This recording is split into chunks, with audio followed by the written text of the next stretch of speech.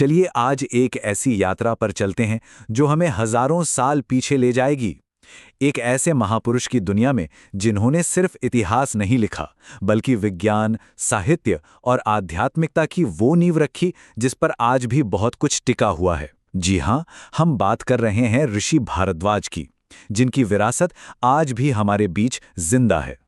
अब ऋषि भारद्वाज की महानता का अंदाजा लगाना हो तो बस इतना जान लीजिए कि वो सप्त ऋषियों में से एक थे।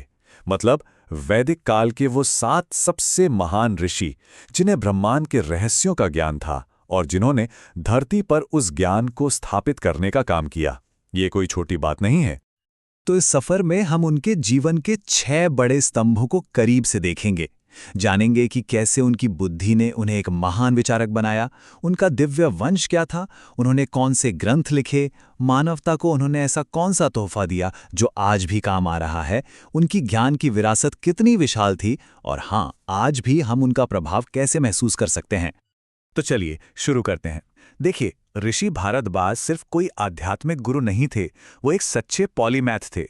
मतलब एक ऐसे विद्वान जिन्हें कई विषयों में महारत हासिल हों।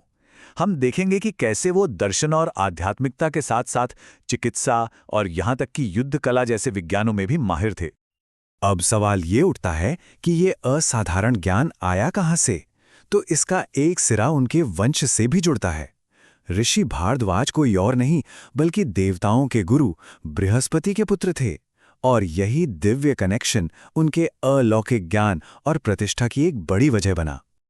उनके कई नाम थे और हर नाम उनके जीवन के एक अलग पहलू को दिखाता है।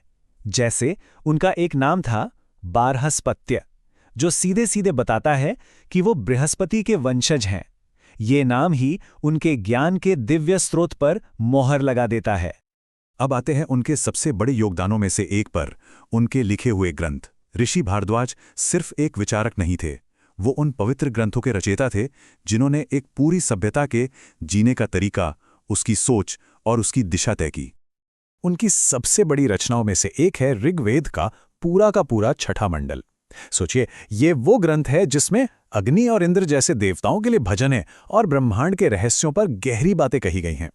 इसके अलावा उन्होंने भारद्वाज स्मृति लिखी, जो उस समय के रीति रिवाजों और अनुष्ठानों के लिए एक प्रैक्टिकल गाइड की तरह थी। और धर्मशास्त्र में भी उनका अहम योगदान था, जिसने समाज के लिए नैतिक नियम तय किए। लेकिन उनका काम सिर्फ किताबों और आध्यात्म तक सीमित नहीं था।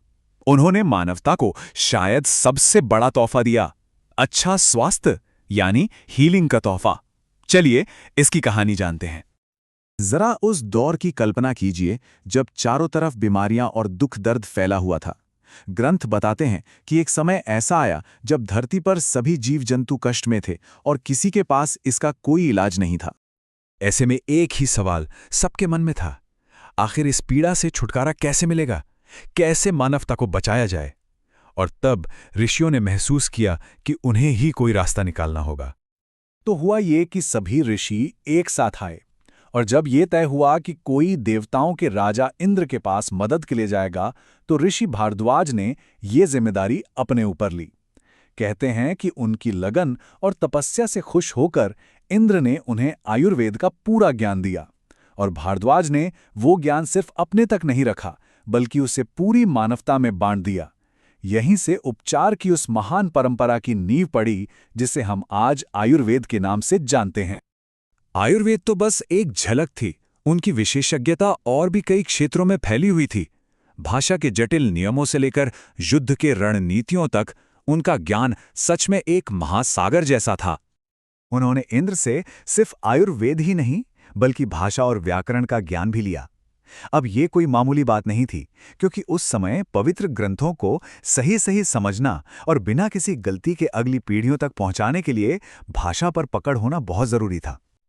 और ज्ञान की ये विरासत आगे कैसे बढ़ी, इसका सबसे शानदार उदाहरण है भारद्वाज और उनके बेटे द्रोणाचार्य का रिश्ता। भारद्वाज ने युद्ध कला और शस्त्र विद्या के जो सिद्धांत बनाए, वही ज्ञान उन्होंने अपने बेटे को दिया। और यही द्रोणाचार्य आगे चलकर महाभारत के महान योद्धाओं, पांडवों और कौरवों के गुरु बने। मतलब ज्ञान एक पीढ़ी से दूसरी पीढ़ी तक सीधे पहुंचा। उनके हर ज्ञान के पीछे एक बहुत गहरी सोच थी। वो मानते थे कि ज्ञान का असली मकसद सिर्फ जानकारी जमा करना नहीं है, बल्कि मुक्ति पाना है। और मुक्ति का रास्ता धर्म से होकर गुजरता है, मतलब एक सही, नैतिक और उद्देश्यपूर्ण जीवन जीने से। ये एक ऐसा संदेश है जो आज भी उतना ही जरूरी है। तो ये सब हजारों साल पुरानी बातें आज हमारे लिए क्यों मायने रखती हैं? इसलिए क्योंकि ऋषि भारद्वाज का असर सिर्फ प्राचीन ग्रंथों में कैद नहीं है, वो आज भी हमारे बीच जिंदा है और हम उसे महसूस कर सकते हैं। आज भी भारद्वाज गोत्र एक बहुत ही प्रमुख ब्राह्मण वंश माना जाता है। गोत्र का मतलब एक ऐसी वंश परंपरा जो किसी एक पूर्वज से शुरू होती है। इसका सीधा मतलब है कि आज भी दुनिया में ऐसे लाखों परिवार हैं जो अपनी जड़ें सीधे महान ऋषि भारद्वाज से जोड़ते हैं। ये अतीत और वर्तमान के बीच एक जीता जागता पुल है। और ये हमें एक आखिरी सवाल पर लाकर छोड़ देता है। ऋषि भारद्वाज ने कभी भी विज्ञान और अध्यात्म को अलग अलग करके नहीं देखा। उनके लिए ये एक ही सिक्के के दो पहलू थे। तो सोचिए, अगर आज हम भी ज्ञान को इसी नजरिए से देखें, जहां विज्ञान और आध्यात्मिकता एक दूसरे के पूरक हों, तो हमारी ये दुनिया कितनी बदल सकती है? ये एक ऐसा सवाल है जिस पर सोचना तो बनता है।